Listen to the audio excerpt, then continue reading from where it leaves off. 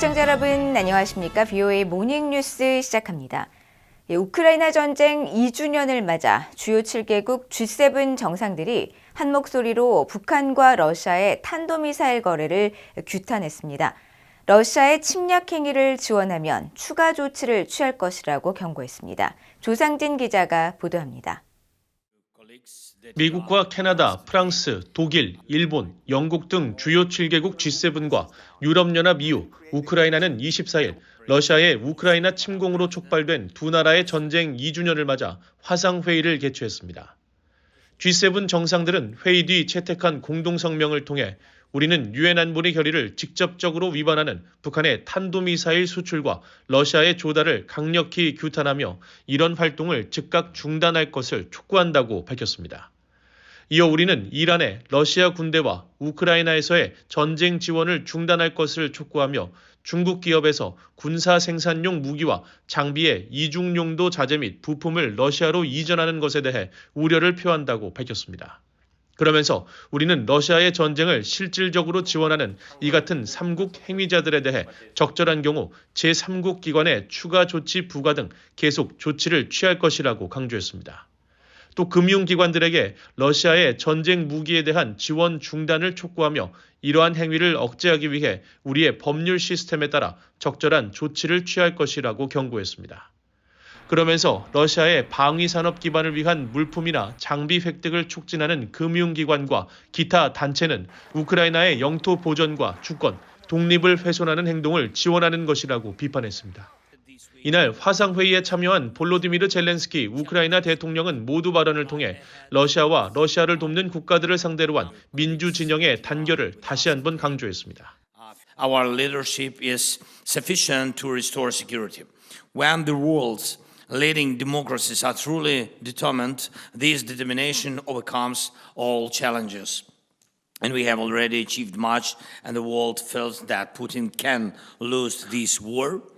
And when he loses, it will mean that not just someone wins, but the entire global community of nations and international law as such will prevail. G7 정상들은 이어 러시아가 침략 전쟁을 즉시 중단하고 국제적으로 인정된 우크라이나 영토에서 군대를 완전하고 무조건적으로 철수할 것도 요구했습니다. 특히 러시아가 우크라이나에 끼친 피해를 배상할 때까지 관할권 내 러시아 자산을 동결 상태로 유지할 것이라면서 각국 장관들은 이 자산의 모든 활용 방안을 오는 6월 정상회의 전까지 보고해달라고 요청했습니다. 또한 향후 러시아의 에너지 수익을 제한하고 미래 에너지 프로젝트 개발을 방해할 수 있는 조치를 계속할 것이라면서 러시아의 전쟁 비용을 높이고 수입원을 감소시킬 것이라고 밝혔습니다. G7은 또 이번 공동성명을 통해 우크라이나에 대한 전폭적인 지지 의사를 재확인했습니다.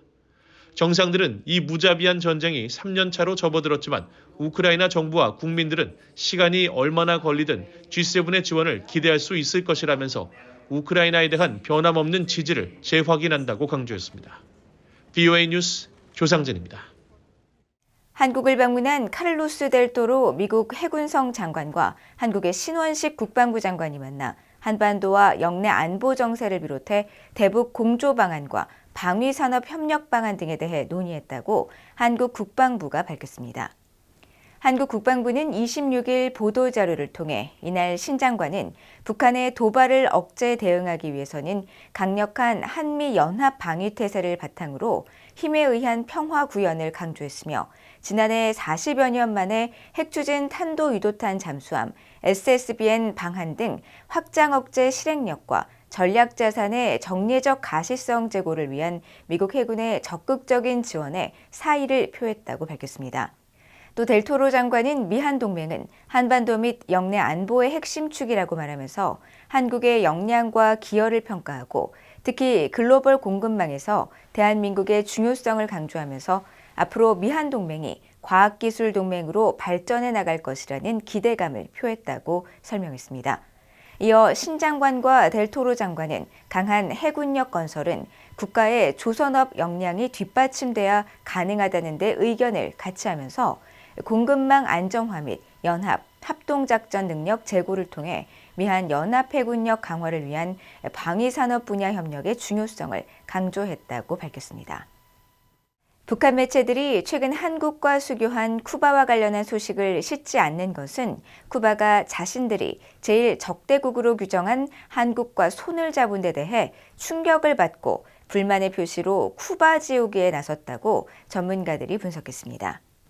한국의 고유한 동국대 명예교수는 북한은 자기들과 같은 사회주의 이념을 고수하는 반미국과 쿠바의 한국 수교를 주민들에게 설명할 논리를 찾기 어려울 것이라며 정치적 충격이 매우 큰 상황이라고 진단했습니다.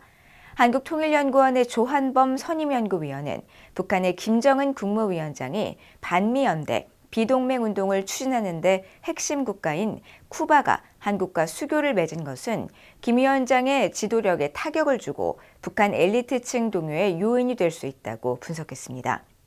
한국국가정보원 산하 국가안보전략연구원 김종원 연구위원은 26일 한국 쿠바 수교의 함의와 시사점이라는 제목의 보고서를 통해 북한이 김 위원장의 리더십이 체제 결속에 부정적 영향을 우려해 한 쿠바 수교 사실을 주민들에게 알리지 않을 것으로 전망하고 쿠바에 대한 배신감으로 김정은 정권은 대내외 전략에 상당한 혼란이 생겼을 것이며 이를 입증하듯 북한은 한국과 쿠바 수교에 대해 일체 함구하고 있다고 지적했습니다.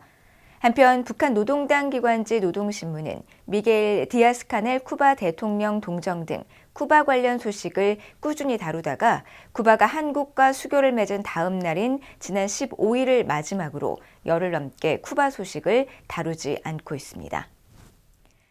한국 외교부의 이신화 북한 인권국제협력대사가 6.25 한국전쟁 국군포로 생존자들을 예방하고 희생과 헌신에 존경의 마음을 전하면서 국군포로 송환 문제 해결을 위한 국제사회의 협력 방안을 모색할 것이라고 밝혔습니다.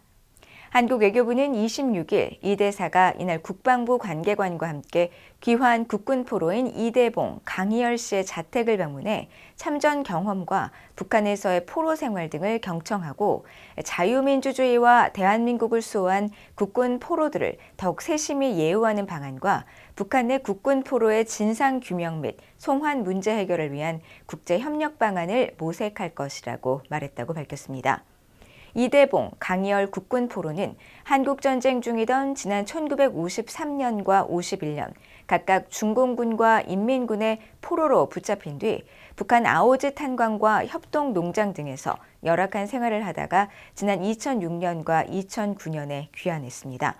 지난 1953년 7월 27일 정전협정 이후 지금까지 한국군 포로는 모두 80명이 귀환했으며 지난 21일 탈북 국군 포로 김모 씨가 별세하면서 현재 한국에 생존해 있는 탈북 국군 포로는 모두 9명입니다. 최근 별세한 김 씨의 빈소에는 윤석열 대통령과 신원식 국방부 장관이 조화를 보냈으며 김선호 국방부 차관은 직접 조문해 유가족들을 위로했으며 고인이 생애 마지막까지 거주하던 곳과 가까운 곳에 있던 자매결연 부대 육군 52사단 장병들도 조문해 애도를 표했다고 연합뉴스 등 한국 언론들이 보도했습니다. 최근 러시아 관광객의 입국을 허용한 북한이 국제 구호단체들에게는 여전히 국경을 개방하지 않고 있는 것으로 전해졌습니다. 국제기구인 유엔 아동기금 유니세프는 2월 현재 북한 당국으로부터 입국 시기에 대한 확인을 받지 못한 상태로 북한에 조속히 입국할 수 있도록 계속 촉구하고 있다고 미국의 북한 전문 매체 NK뉴스가 최근 보도했습니다. 보도에 따르면 국제적십자위원회도 북한 적십자사와 연락은 유지하고 있다면서도 북한 당국의 제한 조치로 인해 지난 2020년 이후로 북한에 접근하지 못하고 있으며 상황이 허락할 경우 북한 내 활동을 재개하고 인도적 필요와 대응을 직접 평가할 준비가 돼 있다고 밝혔습니다. 신종 코로나 바이러스 방역을 이유로 국경을 봉쇄한 북한은 지난해부터 북중 간 화물차 운행을 재개하면서 국경 개방 움직임을 보이기 시작했고 최근에는 코로나 대유행 이후 처음으로 러시아 단체 관광객들의 입국을 허용했지만 국제구호단체 직원들은 아직 북한 입국을 하지 못하고 있습니다. 이상으로 VOA 모닝뉴스를 모두 마칩니다. 시청해주신 여러분 고맙습니다.